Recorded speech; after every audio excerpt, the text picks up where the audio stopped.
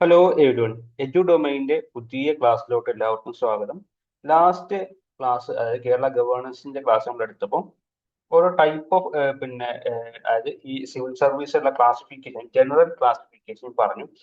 ഇനി നമുക്ക് നോക്കാനുള്ളത് കേരള ഗവൺമെന്റിന്റെ അണ്ടറിലെ സിവിൽ സർവീസിൽ വരുന്ന ക്ലാസിഫിക്കേഷൻ ആണ് എന്നുള്ളതാണ്. അപ്പൊ ജനറൽ സ്റ്റേറ്റ് സർവീസിലെ ക്ലാസിഫിക്കേഷൻ മറ്റു കാര്യങ്ങളൊക്കെ നമ്മൾ പറഞ്ഞു. ഇനി അങ്ങോട്ട് നമുക്ക് നോക്കാനുള്ളത് ഇപ്പൊ നമ്മൾ സിവിൽ സർവീസ് ക്ലാസിഫിക്കേഷൻ റൂൾസ് നോക്കും. അതുമായി അതല്ലാണ്ട് കേരള ഗവൺമെന്റ് അണ്ടറിൽ വരുന്ന റിക്രൂട്ട്മെന്റ് പ്രോസസ്സും സിവിൽ സർവീസുമായി ബന്ധപ്പെട്ട റൂൾസുകളാണ് ഈ ക്ലാസ്സിൽ നമ്മൾ പ്രധാനമായിട്ടും ഡിസ്കസ് ചെയ്യാൻ പോകുന്നത്. അപ്പോൾ ജനറലി നമ്മൾ പറഞ്ഞു, ഈ സിവിൽ സർവീസ് 4 കാറ്റഗറി ആയിട്ടാണ് ക്ലാസിഫൈ ചെയ്തത്. ABCD അല്ലെങ്കിൽ 1 2 3 കാറ്റഗറി, 1 2 3 4 അങ്ങനെ ആണ് ക്ലാസിഫിക്കേഷൻ വരുന്നത്.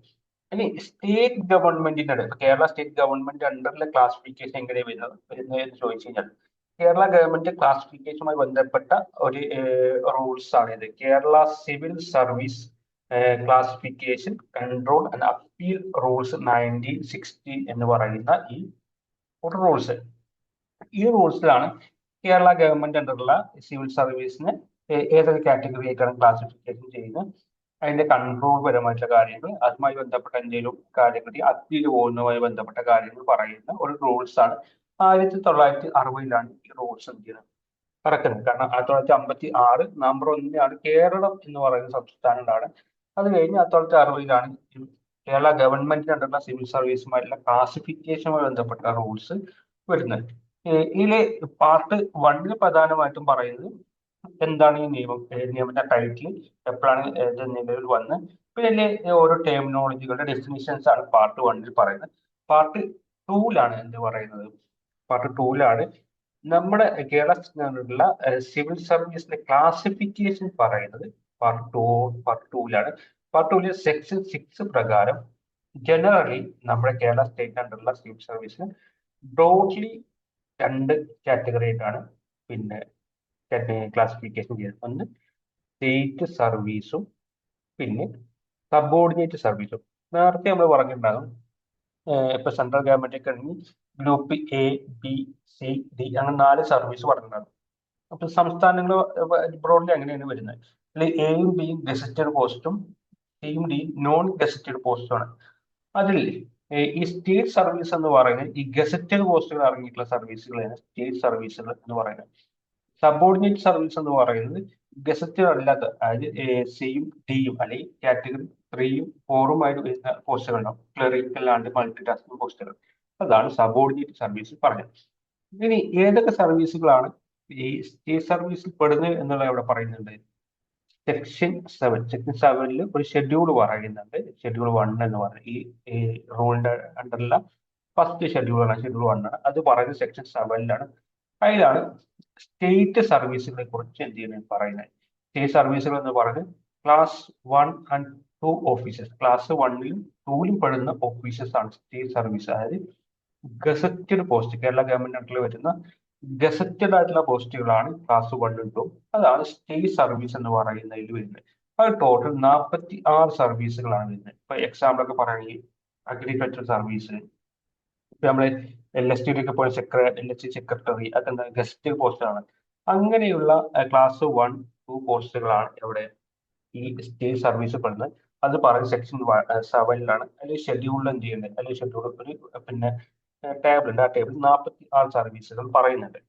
എപ്പോഴും ഈ നമ്മൾ ഈ സ്റ്റേറ്റ് സർവീസുകൾ പറയുമ്പോൾ എന്താണ്, അഗ്രികൾച്ചർ സ്റ്റേറ്റ് സർവീസ്, അതായത് state agriculture service, state police, അങ്ങനെ നമ്മൾ എന്ത് ചെയ്യും, അതിന്റെ കൂടെ അങ്ങനെ സ്റ്റേറ്റ് സർവീസ് എന്നിങ്ങനെ ഇൻക്ലൂഡ് ചെയ്ത് പറയുന്ന പോസ്റ്റുകളാണ് എന്ത് ഈ സ്റ്റേറ്റ് സർവീസ് പെടുന്ന, അതായത് സെക്ഷൻ 7-ൽ പെടുന്ന പോസ്റ്റുകൾ. അല്ല സെക്ഷൻ പിന്നെ പറയുന്ന സബോർഡിനേറ്റ് സർവീസുകൾ. സബോർഡിനേറ്റ് സർവീസ് പറയുന്നത് സെക്ഷൻ 8-ലാണ്. സെക്ഷൻ 8-ൽ രണ്ടാമത്തെ ടേബിൾ ഉണ്ട്, അതായത് ഷെഡ്യൂൾ 2 എന്ന് പറയുന്നത്. അതിൽ ടോട്ടൽ 59 സർവീസ് പറയുന്നത്. 59 സർവീസ് എന്ന് പറയുന്നത് ക്ലാസ് 3-ലും 4-ലും പെടുന്ന പോസ്റ്റുകളാണ്. അത് നോൺ ഗസ്റ്റഡ് പോസ്റ്റ് എന്ന് പറയാൻ പറ്റും. ഇപ്പോൾ നോൺ ഗസ്റ്റഡ് ആയിട്ട് വരുന്ന ക്ലാസ് 3-ലും 4-ലും വരുന്ന 59 സർവീസുകളാണ് സബോർഡിനേറ്റ് സർവീസിൽ വരുന്നത്. അപ്പൊ ഈ 59 സർവീസ് എന്ത് ചെയ്യണം, ഇപ്പൊ നമ്മളിപ്പോ സ്റ്റേറ്റ് സർവീസ് പഠിക്കുമ്പോൾ 46 സർവീസ് കാണേണ്ട പഠിക്കേണ്ട ആവശ്യമില്ല. കാരണം അത് അങ്ങനെ ചോദിക്കാനില്ല. ഇനി അത് വരികയാണെങ്കിൽ തന്നെ അതിന്റെ കൂടെ സ്റ്റേറ്റ് സർവീസ് എന്നുള്ളത് എന്ത് ചെയ്യണം, ആഡ് ചെയ്യുന്നുണ്ടാവും. സബോർഡിനേറ്റ് സർവീസ് എന്ന് പറയുമ്പോൾ 59 59 നമുക്ക് എന്ത് ചെയ്യാൻ പറ്റില്ല, കാണാണ്ട് പഠിക്കാൻ പോസിബിൾ ഇല്ല. അപ്പൊ ഈ സബോർഡിനേറ്റ് സർവീസിന്റെ കൂടെ എന്ത് കൂടി ചേർന്നുണ്ട്, ഏത് പോസ്റ്റ് പറഞ്ഞു അഗ്രികൾച്ചർ സബോർഡിനേറ്റ് സർവീസ് എന്നിങ്ങനെ കൂട്ടിച്ചേർത്തുണ്ടാവും. അപ്പൊ അത് നമ്മൾ അങ്ങനെ വരുന്ന പോസ്റ്റുകളാണ് ഈ സബോർഡിനേറ്റ് സർവീസ് വരുന്നത്. ഇതിൽ കുറച്ചൊരു 3 പോസ്റ്റുകൾക്ക് ഒരു എക്സെപ്ഷൻ കേസുകൾ ഉണ്ട് എന്ന് പറയുന്നത്. അതിൽ ഇപ്പൊ ഈ സബോർഡിനേറ്റ് സർവീസ് എന്ന അതിന്റെ ആ പോസ്റ്റ് പേര് വരാത്ത 3 പോസ്റ്റുകളുണ്ട്. അതിലൊന്നാണ് നമ്മളെ LGS, ലാസ്റ്റ് ഗ്രേഡ് സർവന്റ് എന്ന് പറയും. നമ്മൾ LGS പോസ്റ്റുകളുണ്ട്. LGS പോസ്റ്റ് എന്താണ്, ഒരു ഗ്രൂപ്പ് ഡി പോസ്റ്റ് ആണെന്ന് പറയാം. അതിൽ എന്ത് ചെയ്യും, സപ്പോർട്ടിംഗ് സർവീസ് എന്ന് പറയുന്നില്ല. പിന്നെ കേരള ജുഡീഷ്യൽ മിനിസ്റ്റീരിയൽ പോസ്റ്റ് ഉണ്ട്. അത് കേരള ജുഡീഷ്യൽ മിനിസ്റ്റീരിയൽ പോസ്റ്റ് വരുന്നുണ്ട്. ഇതും ഒരു സബോർഡിനേറ്റ് സർവീസിൽ വരുന്ന പോസ്റ്റുകളാണ്. പിന്നെ വരുന്നതാണ് Kerala part time contingents post എന്ന് പറയുന്നത്. Part time contingents post. ഈ 3 പോസ്റ്റുകളും സബോർഡിനേറ്റ് പോസ്റ്റുകളിൽ വരുന്നതാണ്. പക്ഷെ ഇതിന്റെ കൂടെ എന്ത് ചെയ്യില്ല, സബോർഡിനേറ്റ് സർവീസ് എന്ന് ആഡ് ചെയ്യുന്നില്ല. അപ്പൊ ഈ 59 സർവീസുകളിൽ ഈ 3 പോസ്റ്റിന്റെ കൂടെ സബോർഡിനേറ്റ് സർവീസ് എന്ന് പറയത്തുള്ളൂ. ബാക്കിയുള്ള 56 സർവീസ് എന്ന് പറയുന്നത് സബോർഡിനേറ്റ്, ആ പോസ്റ്റിന്റെ പേരിന്റെ കൂടെ സബോർഡിനേറ്റ് സർവീസ് എന്ന് ആഡ് ചെയ്തിട്ടുണ്ടാവും. അപ്പൊ നമുക്ക് ഏതാണ് സബോർഡിനേറ്റ് സർവീസ് എന്ന് ചോദിച്ചു കഴിഞ്ഞാൽ കുറച്ചുകൂടി ഈസി ആയിട്ട് എന്ത് ചെയ്യാൻ പറ്റും, നമുക്ക് ആൻസർ കാണാൻ പറ്റും. അപ്പൊ ഈ LGS, last grade servant, judicial ministerial post, part time contingent service, ഇതിന്റെ കൂടെ സബോർഡിനേറ്റ് സർവീസ് എന്ന് പറയത്തുള്ളൂ. ബാക്കിയുള്ള എല്ലാത്തിനും സബോർഡിനേറ്റ് സർവീസ് എന്ന് പറയും. മുമ്പ് ഒരു പ്രീവിയസ് ക്വസ്റ്റ്യൻ ആയിട്ട് ചോദിച്ചിട്ടുണ്ട്, കുറച്ച് പോസ്റ്റുകൾ കണ്ടിട്ട് ഏതൊക്കെയാണ് സബോർഡിനേറ്റ് സർവീസ് എന്നുള്ള ഒരു ക്വസ്റ്റ്യൻ മുമ്പ് ചോദിച്ചിട്ടുണ്ട്. അതാണ് ഇത് പ്രത്യേകം എടുത്ത് പറയാനുള്ള ഒരു റീസൺ എന്ന് പറയുന്നത്. അപ്പോൾ നമ്മുടെ കേരള ഗവൺമെന്റ് അണ്ടറിലുള്ള പിന്നെ സിവിൽ സർവീസിന്റെ ക്ലാസിഫിക്കേഷൻ പറയുന്ന റൂൾസ് ആണ് Kerala civil service classification control and appeal rules 1916. അതിന്റെ ക്ലാസിഫിക്കേഷൻ പറയുന്ന പാർട്ട് 2ലാണ്. പാർട്ട് 2ൽ 2 സർവീസുകളായിട്ടാണ് ക്ലാസിഫൈ ചെയ്യുന്നത്, സ്റ്റേറ്റ് സർവീസും സബോർഡിനേറ്റ് സർവീസും. പാർട്ട് 2ൽ സെക്ഷൻ 6ലാണ് പറയുന്നത്. പാർട്ട് 2ൽ സെക്ഷൻ 7ൽ എന്ത് ചെയ്യുന്നത്, എന്താണ് സ്റ്റേറ്റ് സർവീസ്, ഏതൊക്കെയാണ് സ്റ്റേറ്റ് സർവീസ് എന്ന് പറയുന്നുണ്ട്. അതിന്റെ ഒരു ഷെഡ്യൂൾ അവിടെ കൊടുക്കുന്നുണ്ട്. ക്ലാസ് 1 and 2 ഗസറ്റഡ് കോഴ്സാണ്. പിന്നെ സെക്ഷൻ 8ൽ എന്ത് പറയുന്നുണ്ട്, സബോർഡിനേറ്റ് സർവീസ് ഏതൊക്കെയെന്ന് പറയുന്നത്. ക്ലാസ് 3 and 4 നോൺ ഗസറ്റഡ് കോഴ്സാണ്, 59 സർവീസുകളാണ്. ഇനി ഈ നിയമത്തിന്റെ പാർട്ട് 3ൽ സെക്ഷൻ 9 പറയുന്നത് ഇതിന്റെ അപ്പോയിന്റ്മെന്റുമായി ബന്ധപ്പെട്ട കാര്യങ്ങളാണ്. അതായത് ഇപ്പൊ നമ്മൾ ഈ സ്റ്റേറ്റ് സർവീസ് ആണ്, സബോർഡിനേറ്റ് സർവീസുകളാണെങ്കിലും ആരാണ് ഇവർ അപ്പോയിന്റ് ചെയ്യുന്നത്, അല്ലെങ്കിൽ ഏത് അതോറിറ്റിയാണ് അപ്പോയിന്റ് ചെയ്യുന്നത് എന്നുള്ളതാണ് പാർട്ട് 3ൽ സെക്ഷൻ 9 പറയുന്നത്.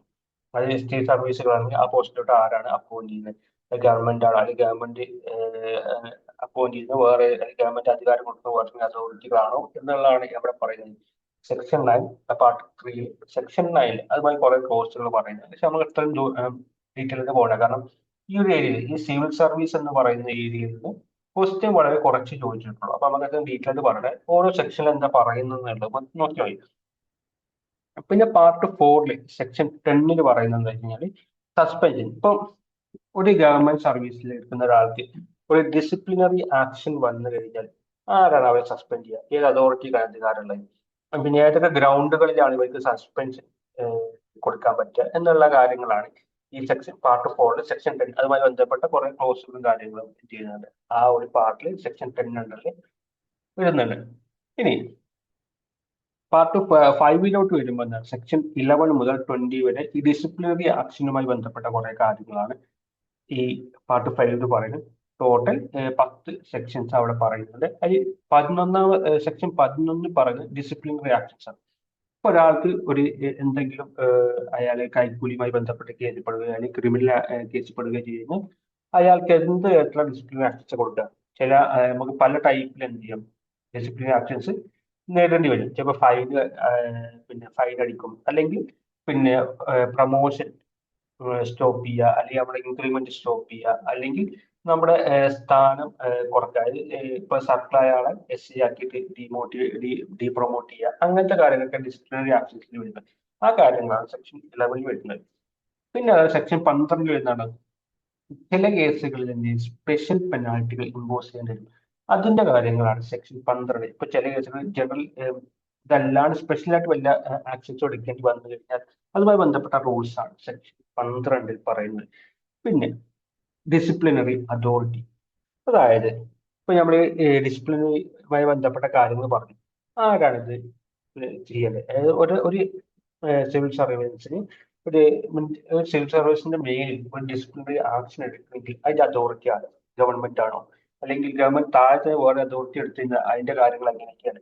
ഇപ്പൊ ചിലപ്പോൾ ലോവർ അതോറിറ്റി എടുക്കും. ഇപ്പൊ പൊതുവെ നമ്മൾ പറയുകയാണെന്നുണ്ടെങ്കിൽ ഒരു സിവിൽ സർവീസിന്റെ മുകളിൽ, സിവിൽ സർവന്റിന്റെ മുകളിൽ ഒരു ഡിസിപ്ലിനറി ആക്ഷൻ എടുക്കുന്നുണ്ടെങ്കിൽ ആ സിവിൽ സർവന്റിനെ ആരാണ് അപ്പോയിന്റ് ചെയ്യുക, അവരാണ് ചെയ്യേണ്ടത്. അതെല്ലാം ചിലപ്പോൾ ലോവർ അതോറിറ്റി അങ്ങനെ ഡിസിപ്ലിനറി ആക്ഷൻ എടുക്കുകയാണെങ്കിൽ അതിന്റെ പ്രൊസീജിയർ എങ്ങനെയൊക്കെ, അത് കഴിഞ്ഞിട്ട് ഗവൺമെന്റ് തന്നെ റിപ്പോർട്ട് ചെയ്യണം എന്ന കാര്യങ്ങളാണ് ഈ സെക്ഷൻ 13 പറയുന്നത്. പിന്നുള്ളത് സെക്ഷൻ 15 എന്താണ്? ഈ മേജർ പെനാൽറ്റി, ഇപ്പൊ പ്രധാനമായിട്ട് ഇപ്പൊ ഒരാളെ പിന്നെ ഡീപ്രൊമോട്ട് ചെയ്യും, അത് മേജർ പെനാൽറ്റീസ് എന്നൊക്കെ പറയാം. അപ്പൊ അങ്ങനെയൊക്കെ വന്നു കഴിഞ്ഞാൽ അതിന്റെ പ്രൊസീജിയർ എങ്ങനെ? ഇപ്പൊ മൈനർ പെനാൽറ്റി, ഇപ്പൊ ചെറിയ ഫൈനൊക്കെ അടിച്ചിട്ട് അത് ആ ഒരു പിന്നെ ഇഷ്യൂവിനെ സോൾവ് ചെയ്യും. അപ്പൊ അങ്ങനെ വരുമ്പോൾ ഈ മൈനർ പെനാൽറ്റിന്റെ പ്രൊസീജിയർ എങ്ങനെ? ആണ് സെക്ഷൻ 15 മേജർ പെനാൽറ്റീസിന്റെ പ്രൊസീജിയർ പറയുന്നുണ്ട്. സെക്ഷൻ 16 മൈനർ പെനാൽറ്റീസിന്റെ പ്രൊസീജിയർ പറയുന്നുണ്ട്. പിന്നുള്ളത് പാർട്ട് 6 ആണ്. പാർട്ട് 6 ഏകദേശം സെക്ഷൻ 21 മുതൽ 33 വരെയുള്ള സെക്ഷൻസ് ആണ് എന്ത് ചെയ്യുന്നത് പാർട്ട് 6 പറയുന്നത്. പാർട്ട് 6 പ്രധാനമായിട്ടും അപ്പീലുമായി ബന്ധപ്പെട്ട കാര്യങ്ങളാണ്. ഇപ്പോ ഈ നിയമത്തിന് കീഴിൽ എന്തെങ്കിലും റൂൾസുകൾ അപ്പീൽ പോകണം. ഇപ്പൊ പ്രധാനമായിട്ടും ഡിസിപ്ലിനറി ആക്ഷൻ എടുത്തു. അപ്പൊ ആ ഒരു വ്യക്തിക്ക് ഡിസിപ്ലിനറി ആക്ഷൻ ഏറ്റുവാങ്ങേണ്ടി വന്ന വ്യക്തിക്ക് അപ്പീൽ പോകണമെന്നുണ്ടെങ്കിൽ അതിന്റെ കാര്യങ്ങളാണ് ഇവിടെ പറയുന്നത്. ഈ പാർട്ട് 6 പറയുന്നത് അത് 23 മുതൽ 33 വരെയുള്ള ഈ 13 സെക്ഷൻസ് ഉണ്ട്. ആ സെക്ഷൻസ് ഓരോ കാര്യങ്ങളിലും എങ്ങനെയൊക്കെ അപ്പീൽ പോകാം എന്നുള്ളതാണ് അവിടെ എന്ത് പ്രധാനമായിട്ടും ഡിസ്കസ് ചെയ്യുന്നത്. പിന്നുള്ളത് പാർട്ട് 7 സെക്ഷൻ 34 മുതൽ 37 വരെയുള്ള കാര്യങ്ങൾ.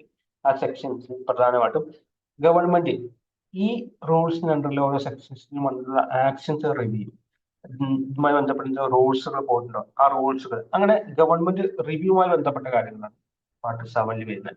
പാർട്ട് 8 എന്ന് പറയുന്നത് സെക്ഷൻ 38 ആണ്, റിപ്പോർട്ടാണ്. അത് ഈ നിയമത്തിന് കീഴിൽ ഗവൺമെന്റ് അല്ലാതെ ബാക്കി ഏതെങ്കിലും അതോറിറ്റികൾ എന്തെങ്കിലും ആക്ഷൻസ് എടുത്തിട്ടുണ്ടെങ്കിൽ അവർ എന്ത് ചെയ്യണം, ഇയർലി അതുമായി ബന്ധപ്പെട്ട റിപ്പോർട്ട് ഗവൺമെന്റിന് സമർപ്പിക്കണം എന്നുള്ളതാണ് സെക്ഷൻ 38 സബ്മിഷൻ ഓഫ് റിപ്പോർട്ടിൽ എന്ത് ചെയ്യുക പ്രധാനമായിട്ടും പറയുന്നത്. ഇതാണ് ശരിക്കും ഈ ഒരു നിയമത്തിൽ പ്രധാനമായിട്ടും വരുന്നത്. അതായത് Kerala civil service classification control appeal എന്ന് പറയുന്ന 96 റൂൾസ് പറയും. പ്രധാനമായിട്ടും ഇതിലെ പ്രധാനമായിട്ടുള്ള കാര്യങ്ങൾ എന്ന് പറയുന്നത് നമ്മളെ കേരള സ്റ്റേറ്റ് സിവിൽ സർവീസിന്റെ ക്ലാസിഫിക്കേഷൻ പ്രധാനമായി ഇമ്പോർട്ടന്റ്. രണ്ടാണ് സ്റ്റേറ്റ് സിവിൽ സർവീസും സബോർഡിനേറ്റ് സർവീസും. സെക്ഷൻ 7, 8 പ്രധാനമായിട്ട് നോക്കാം. 46 സർവീസാണ് സ്റ്റേറ്റ് സർവീസ് വരുന്നത്, 59 സർവീസാണ് സബോർഡിനേറ്റ് സർവീസിൽ വരുന്നത്. ഇതാണ് ഏറ്റവും പ്രധാനമായിട്ട് ഇമ്പോർട്ടന്റ് ആയിട്ട് നിങ്ങൾ നോക്കേണ്ടത്. പിന്നെ അടുത്തൊരു പ്രധാനപ്പെട്ട റൂൾസ് ആണ് കേരള സർവീസ് റൂൾസ് 1959 എന്ന് പറയുന്നത്. ഈ റൂൾസ് പ്രധാനമായിട്ടും നിർമ്മിച്ചിട്ടുള്ളത് ഈ നമ്മുടെ 1956 കേരളം എന്ത് ചെയ്യുന്നത് ഉണ്ടാക്കുന്നത്. അതിനു മുമ്പ് കേരളത്തിന്റെ ഇന്ന് കാണുന്ന ടെറിട്ടറി എന്ന് പറഞ്ഞാൽ പല ഗവൺമെന്റിന്റെ അണ്ടറിലായിരുന്നു. ഇപ്പൊ ട്രിവാൻഡ്രം ഏരിയൻ ട്രാവൻകൂർ ഉണ്ട്, കൊച്ചി വേറെ രാജഭരണയിലും, ബാക്കിയുള്ളതൊക്കെ മദ്രാസ് ഭരണകൂടത്തിന്റെ അണ്ടറിലും, ഈ മലബാറൊക്കെ മദ്രാസിന്റെ അണ്ടറിലായിരുന്നു. അപ്പോൾ ഈ കൊച്ചി നിർമ്മിക്കുമ്പോൾ ഇതുമായി ബന്ധപ്പെട്ട് ഈ ഏരിയയിലുള്ള പല ഗവൺമെന്റ് ഓഫീസേഴ്സും പല ഗവൺമെന്റ് കീഴിലാണ് വർക്ക് ചെയ്യുന്നത്. അപ്പൊ കേരള സംസ്ഥാനം രൂപീകരിച്ച് ഗവൺമെന്റ് രൂപീകരിക്കുമ്പോൾ ഒരു കേരള ഗവൺമെന്റിന്റെ അണ്ടറിലോട്ടുള്ള സിവിൽ സർവൻസ് ആയിട്ട് വരും. കാരണം അപ്പൊ പെട്ടെന്നൊന്നും നമുക്ക് എന്ത് ചെയ്യാൻ പറ്റില്ല, ആൾക്കാരെ റിക്രൂട്ട്മെന്റ് നടത്താൻ പറ്റില്ല. അപ്പൊ ആ ഗവൺമെന്റിൽ വർക്ക് ചെയ്യുന്ന ഈ ഏരിയയിൽ വർക്ക് ചെയ്യുന്ന ആളുകൾ എന്ത് ചെയ്യും, നമ്മുടെ ഗവൺമെന്റ് സിവിൽ സർവൻസ് ആയിട്ട് അപ്പോയിന്റ് ചെയ്യും. അപ്പൊ അതുമായി ബന്ധപ്പെട്ട് അവര് നമ്മുടെ കേരള ഗവൺമെന്റുമായി ഇന്റഗ്രേറ്റ് ചെയ്യുമ്പോൾ അവർക്ക് വരേണ്ട കുറച്ച് കാര്യങ്ങൾ, അവരുടെ സാലറി സ്കെയില്, അവരുടെ പെൻഷനുമായി ബന്ധപ്പെട്ട കാര്യങ്ങൾ എങ്ങനെയാണ് ഡീൽ ചെയ്യേണ്ടത് എന്ന് പറയുന്ന ഒരു റൂൾസ് ആണ് കേരള സർവീസ് റൂൾസ് 1959 എന്ന് പറയുന്നത്. അതായത് the service condition of different categories of office were governed by different sets of rules. അത് കേരള ഗവൺമെന്റ് മുമ്പ് സർക്കാരിന് മുമ്പ് മറ്റു പല ഗവൺമെന്റ് കീഴിലാണ് വർക്ക് ചെയ്യുന്നത്. അപ്പൊ അവർ കേരള ഗവൺമെന്റ് ഭാഗമാകുമ്പോൾ അവർക്ക് കിട്ടേണ്ട കുറച്ച് സർവീസ് കണ്ടീഷൻസ് പറയുന്ന ഒരു റൂൾസ് ആണ്. ഇപ്പൊ ഏതൊക്കെ ഗവൺമെന്റ് കീഴിലെ ആൾക്കാരാണ് കേരള ഗവൺമെന്റ് ഭാഗമായത്? Travancore service regulation, Kochi service regulation, fundamental rules of Madras, Madras pension code, Madras manual pay and allowance. ഇത്രയും മറ്റ് ഗവൺമെന്റ് കീഴിൽ ഇത്രയും റെഗുലേഷൻസ് ആണ് ഈ റൂൾസിന്റെ അണ്ടറിൽ വരുന്നത്. അത് ട്രാവൻകൂറിന്റെ കീഴിൽ വർക്ക് ചെയ്യുന്ന ആൾക്കാരെ റെഗുലേറ്റ് ചെയ്യുന്ന പിന്നെ റൂൾസ് ആണ് ട്രാവൻകൂർ സർവീസ് റെഗുലേഷൻ എന്ന് പറയുന്നത്. കൊച്ചി ഗവൺമെന്റ് കീഴിൽ വർക്ക് ചെയ്യുന്ന സിവിൽ സർവീസിനെ റെഗുലേറ്റ് ചെയ്യുന്ന ഒരു ആക്ടാണ് കൊച്ചിൻ സർവീസ് റെഗുലേഷൻ. മദ്രാസിന് കീഴിലാണ് fundamental rules of Madras, Madras pension code, Madras manual special pay and allowance, ഇത്രയും മദ്രാസുമായി ബന്ധപ്പെട്ട. അപ്പൊ ഇത്രയും റെഗുലേഷൻസ് നോക്കിയിട്ട് ആ റെഗുലേഷൻസ് എന്താണ് ഈ കേരള സർവീസ് റൂൾസിന്റെ അണ്ടറിൽ വരികയാണ്. കാരണം എംപ്ലോയീസ് കേരള ഗവൺമെന്റ് ഭാഗമാകുമ്പോൾ അവരുടെ പിന്നെ കാര്യങ്ങളൊക്കെ കറക്റ്റ് ആയിട്ട് നടക്കാൻ പറ്റും. അപ്പൊ അതുമായി ബന്ധപ്പെട്ട് ഉണ്ടാക്കിയ റൂൾസ് ആണ് എന്ന് പറയാം. ഇതിൽ എന്തൊക്കെയാണ് വരുന്നത് എന്നുള്ളത് ജസ്റ്റ് നോക്കാം. ഈ നിയമം എടുക്കുമ്പോൾ ഇത് പ്രധാനമായിട്ടും 3 പാർട്ടുകളാണ് വരുന്നത്. ഈ ഒരു റൂൾസിൽ പ്രധാനമായിട്ടും 3 പാർട്സ് ആണ് വരുന്നത്. 3 പാർട്ടിൽ പാർട്ട് 1 എന്ന് പറയുന്നത് ഇപ്പോ ഈ ഗവൺമെന്റ് കീഴിൽ വർക്ക് ചെയ്യുന്ന ആള് കേരള ഗവൺമെന്റിന്റെ ഭാഗമാകുമ്പോൾ അവർക്ക് ജനറലി കുറച്ച് കാര്യങ്ങൾ ഫിക്സ് ചെയ്യേണ്ടി വരും. അത് അവിടെ സർവീസ് കണ്ടീഷൻസ് അവരെ അപ്പോയിന്റ് ചെയ്യുമ്പോൾ അവർക്ക് കിട്ടേണ്ട സാലറി പേ ഫിക്സേഷൻ, അവരുടെ ലീവുമായി ബന്ധപ്പെട്ട കാര്യങ്ങൾ, ജോലി ടൈം, അവർക്ക് ഫോറിൻ സർവീസ് ഉണ്ട്, അങ്ങനെ ജനറലി വരുന്ന കുറച്ച് കണ്ടീഷൻസ്. അതുമായി ബന്ധപ്പെട്ട സെക്ഷൻസ് ആണ് പാർട്ട് 1 എന്ത് ചെയ്യുന്നത് പറയുന്നത്. ഇനി പാർട്ട് 2 പറയുന്നത് ഇവർക്ക് ട്രാവലിംഗ് അലവൻസ്, അതായത് ഇവർക്ക് ഇപ്പോൾ ഗവൺമെന്റ് ഭാഗമായിട്ട് പല ഭാഗത്തേക്ക് പോകേണ്ടി വന്നു കഴിഞ്ഞാൽ പിന്നെ ഓഫീസിലോട്ട് അങ്ങോട്ടും പോയി വരുന്നതുമായി ബന്ധപ്പെട്ട ട്രാവലിംഗ് അലവൻസ് ആണ് പാർട്ട് 2 എന്ത് ചെയ്യുന്നത് ഡിസ്കസ് ചെയ്യുന്നത്. പാർട്ട് 3 എന്ന് പറയുന്നത് ഇവർ ഗവൺമെന്റ് ഭാഗമാകുമ്പോൾ ഇവരുടെ സർവീസ് കാലാവധി കഴിഞ്ഞു കഴിഞ്ഞാൽ ഇവർക്കുമായി ബന്ധപ്പെട്ട പെൻഷൻ എങ്ങനെയായിരിക്കും എന്നുള്ളതാണ് പാർട്ട് 3 എന്ത് ചെയ്യുന്നത് ഇത് വരുന്നത്. ഈ നിയമം ഈ റൂൾസ് കേരളത്തിൽ നടപ്പിലാകും 1 നവംബർ 1959 എന്ത് ചെയ്യുന്നത് ഇത് പിന്നെ നിലവിൽ വരുന്നത്. ഇനി ഈ റൂൾസ് ആർക്കൊക്കെയാണ് അപ്ലിക്കബിൾ ആവുന്നത് വെച്ചാൽ 1 നവംബർ 1956 എന്ത് കേരളം എന്ന സംസ്ഥാനം ഉണ്ടായത്. അന്ന് കേരള ഗവൺമെന്റ് അണ്ടറിൽ സിവിൽ സർവൻസ് ആയിട്ട് ജോയിൻ ചെയ്ത കുറെ ആളുകളുണ്ടാവും. അവർക്കാണ് ഇതിലെ റൂൾസുകൾ അപ്ലിക്കബിൾ. അല്ലാണ്ട് എല്ലാ ജീവനക്കാർക്കും അപ്ലിക്കബിൾ അല്ല. അന്ന് കേരള ഗവൺമെന്റ് ഭാഗമായിട്ടുള്ള ആളുകൾക്കാണ് ഇതിലെ ഓരോ റൂൾസും അപ്ലിക്കബിൾ ആവുന്നത് എന്നുള്ളതാണ്.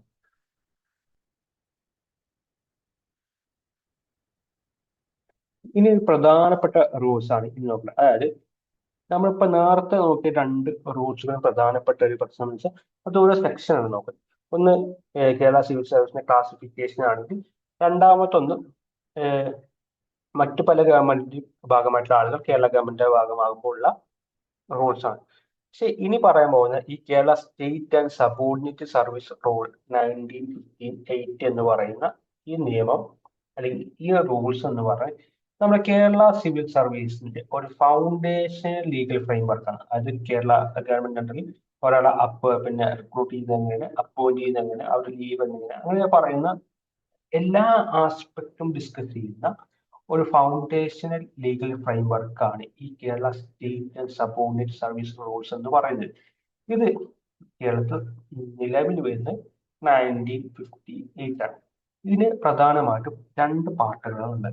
അതിൽ first part preliminary schedule. Preliminary schedule എന്ന് പറയുന്നത് ഈ നിയമത്തെ ടൈറ്റിൽ കമന്റ് ചെയ്ത് ഡെഫിനീഷൻസ് ആണ്.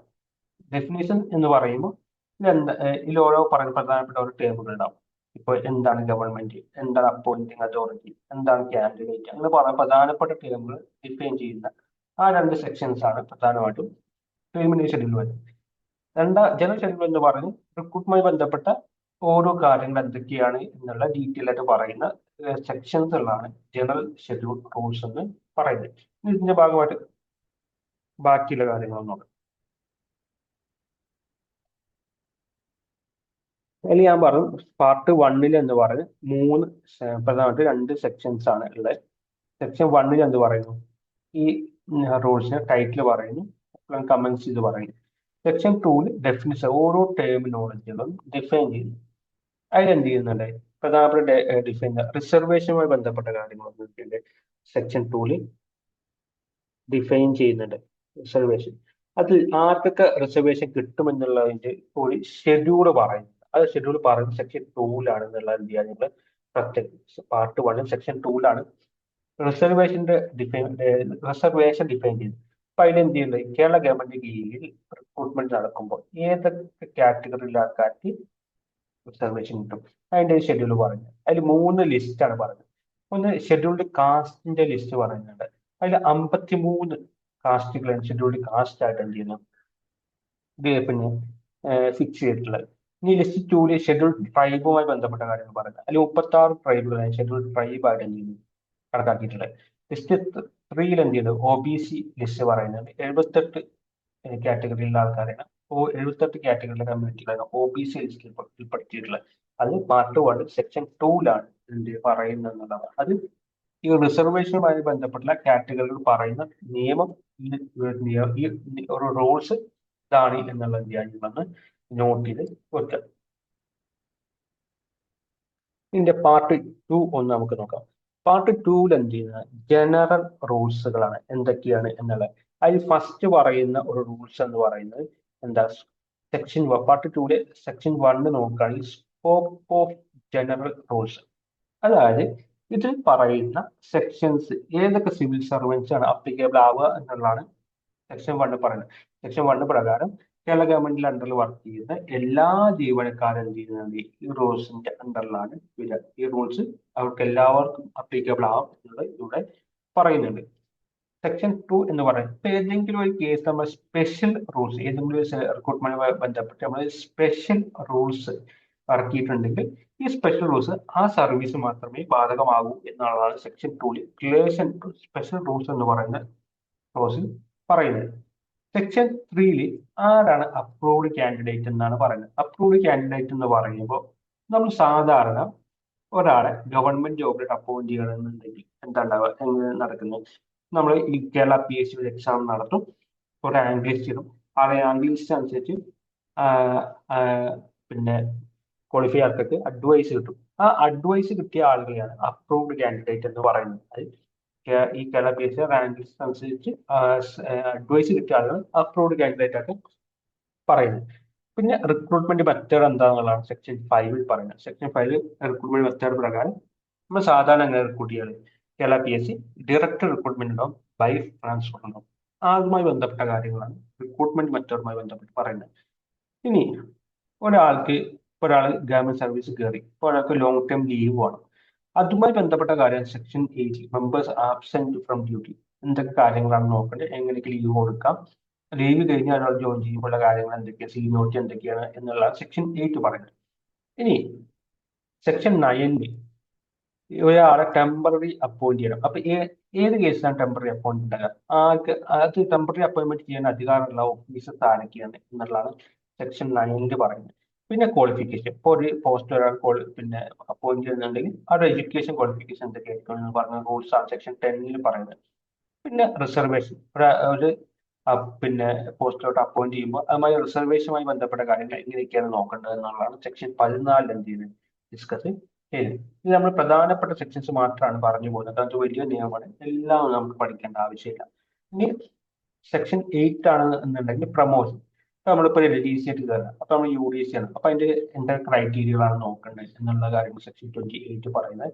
പിന്നെ നമ്മൾ സെക്ഷൻ 32-ൽ ഇപ്പോൾ ഒരാളെ ഫ്രഷറായിട്ട് അപ്പോയിന്റ് ചെയ്യുമ്പോൾ ഉള്ള കെയർ അലോക്കേഷൻ, പിന്നെ ട്രാൻസ്ഫർ, മറ്റു കാര്യങ്ങളൊക്കെയാണ് സെക്ഷൻ 32-ൽ എന്ത് ചെയ്യുന്നു നോക്കുന്നത്. പിന്നെ റെസിഗ്നേഷനുമായി ബന്ധപ്പെട്ട കാര്യങ്ങൾ, ഒരാൾക്ക് ജോലി രാജിവെക്കണം, റിസൈൻ ചെയ്യണമെങ്കിൽ അതിൽ നോക്കേണ്ട കാര്യങ്ങൾ എന്തൊക്കെയാണ് സെക്ഷൻ 33-ൽ പറയുന്നത്.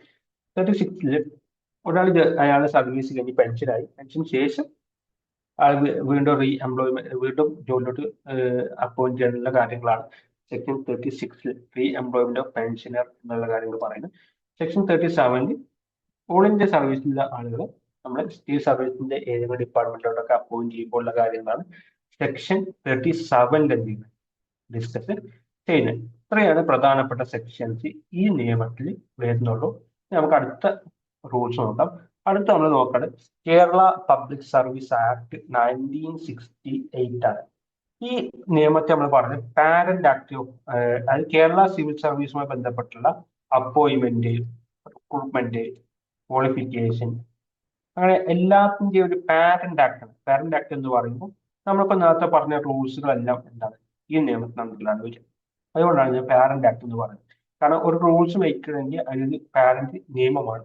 അപ്പൊ കേരള ഗവൺമെന്റിന്റെ കീഴിലെ റിക്രൂട്ട്മെന്റുമായി ബന്ധപ്പെട്ട എല്ലാ കാര്യങ്ങളും ഡീൽ ചെയ്യുന്നത്, പുതിയ സർവീസ് ക്രിയേറ്റ് ചെയ്യാനെങ്കിലോ അല്ലെങ്കിൽ സർവീസ് നിങ്ങൾക്ക് മാറ്റങ്ങൾക്ക് വെച്ചാണെന്നുണ്ടെങ്കിൽ ഈ നിയമവുമായി ബന്ധപ്പെട്ട സെക്ഷൻസ് നോക്കിയിട്ട് വേണം.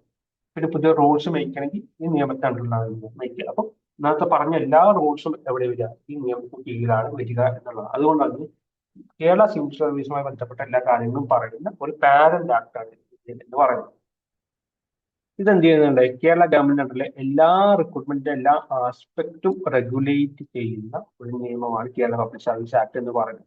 ഇതിലങ്ങനെ പാർട്ടുകളൊന്നുമില്ല, 3 സെക്ഷൻസ് പറയുന്നത്.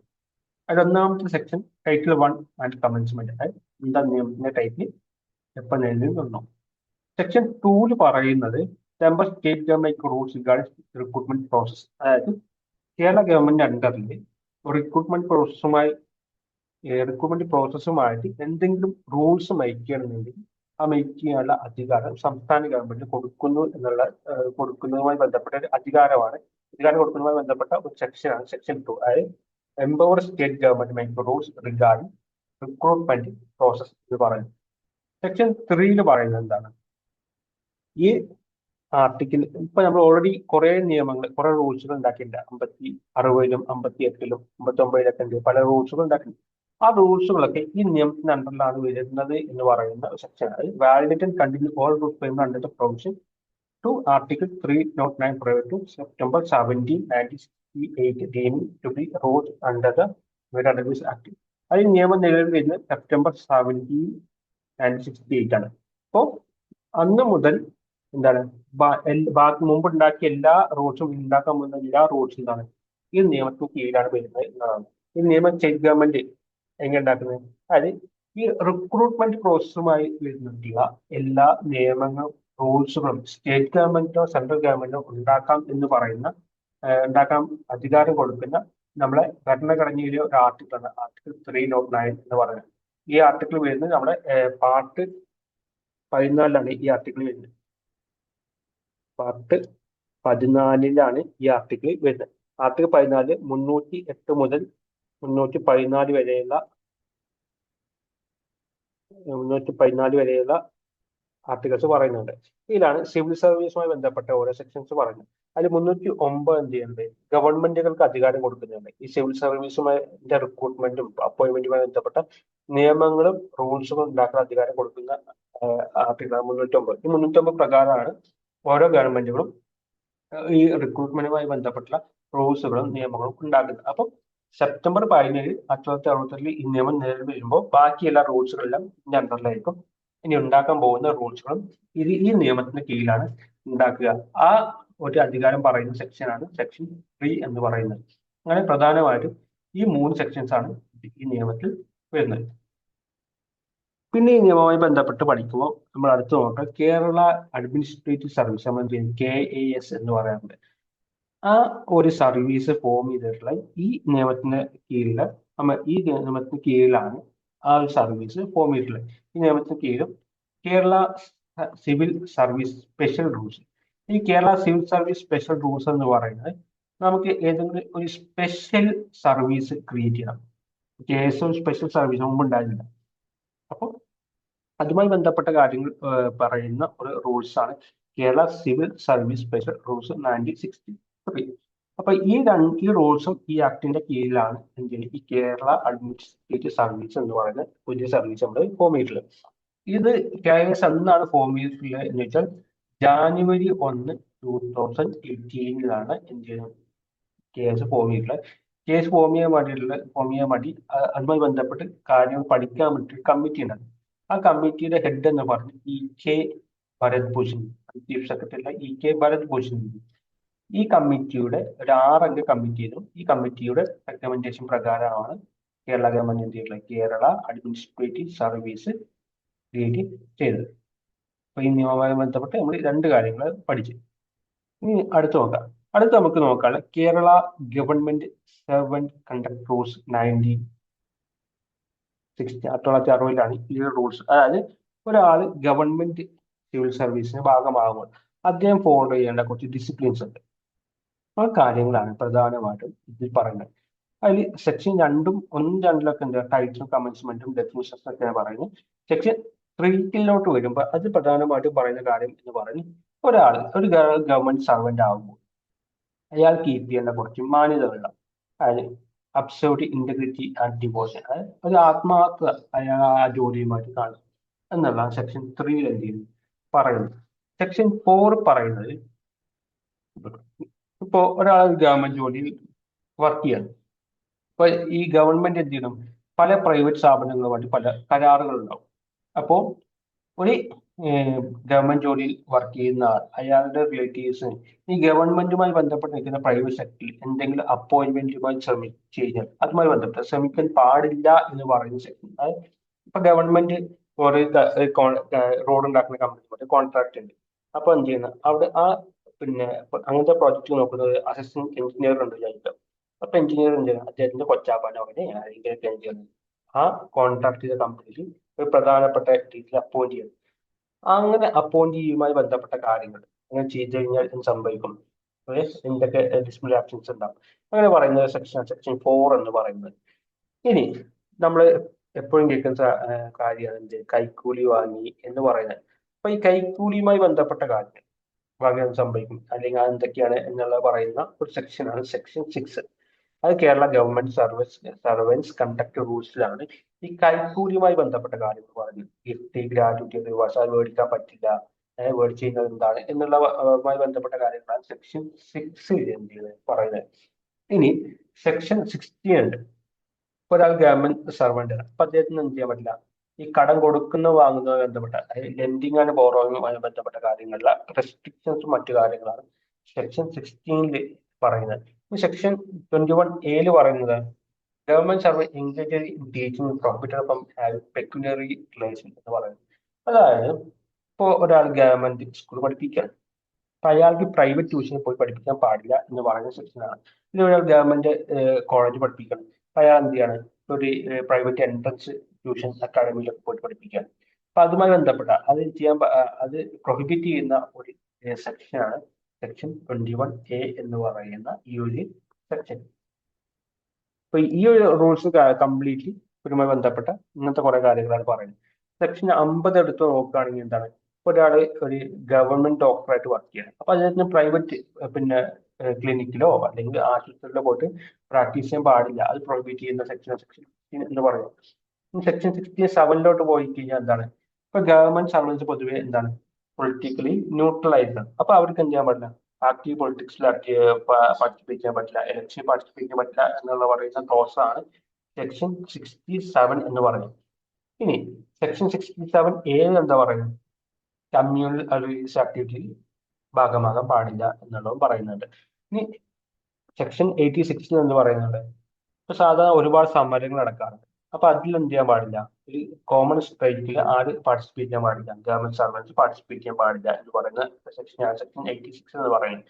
പിന്നെ section 89 government servants dot employed in private business. ഒരാൾ ഗവൺമെന്റ് സർവീസിലാണ്, അയാൾക്ക് എന്ത് ചെയ്യാൻ പറ്റില്ല, ഒരു പ്രൈവറ്റ് ബിസിനസ് സ്റ്റാർട്ട് ചെയ്യാൻ പാടില്ല അല്ലെങ്കിൽ അതിൽ എൻഗേജ് ചെയ്യാൻ പാടില്ല എന്ന് പറയുന്ന സെക്ഷൻ 89 എന്ന് പറയുന്നത്.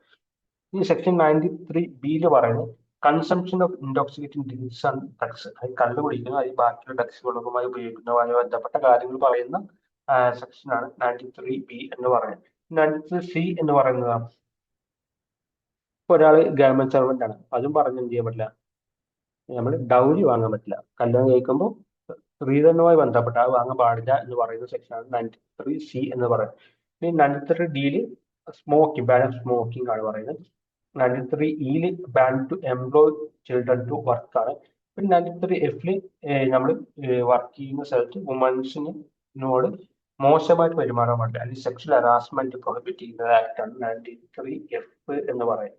അപ്പോൾ ഇത്രയും റൂൾസുകളാണ് കേരള സിവിൽ സർവീസുമായി ബന്ധപ്പെട്ട കാര്യങ്ങളിൽ പഠിക്കാനുള്ളത്. അപ്പൊ ഇത് ജസ്റ്റ് ഒന്ന് ഈ സെക്ഷൻസ് ഒക്കെ അറിഞ്ഞിരുന്നാൽ മതി. കാരണം ഡീറ്റെയിൽ ക്വസ്റ്റ്യൻസ് ഉണ്ടാവില്ല. ചിലപ്പോൾ എന്തെങ്കിലും സെക്ഷനുമായി ബന്ധപ്പെട്ട ചോദ്യങ്ങൾ ചോദിക്കുക, അല്ലെങ്കിൽ ജനറലി ഒരു റൂൾസുമായിട്ടുള്ള ചോദ്യങ്ങളാണ് ചോദിക്കുക. ഇപ്പൊ PYക്ക് നോക്കുകയാണെങ്കിൽ ഈ ഭാഗത്ത് അങ്ങനെ ക്വസ്റ്റ്യൻസ് ചോദിച്ചിട്ടില്ല. അപ്പോൾ ജസ്റ്റ് ഒന്ന് എന്ത് ചെയ്യുക, കേരള ഗവേണൻസ് പഠിക്കുമ്പോൾ ജസ്റ്റ് ഒന്ന് ഓടിച്ചിട്ട് പോവുക എന്നുള്ളതാണ്. അത് പെട്ടെന്ന് പറഞ്ഞിട്ട് പോകുന്നത്. ഇനി നമുക്ക് അടുത്തത് ഗവേണൻസ് ആണ് നോക്കുന്നത്. ഗവേണൻസ് ഭയങ്കര ഇമ്പോർട്ടൻ്റ് ആണ്. കാരണം ഒരുപാട് എക്സാം PYക്ക് ചോദിച്ചിട്ടുള്ള ഒരു ഗവേണൻസ് എന്ന് പറയുന്നത്. അപ്പൊ നമുക്ക് അടുത്ത ക്ലാസ്സിൽ ഡീറ്റെയിൽ ആയിട്ട് നോക്കാം. അപ്പോൾ നെക്സ്റ്റ് ക്ലാസ്സിൽ കാണാം. Good bye.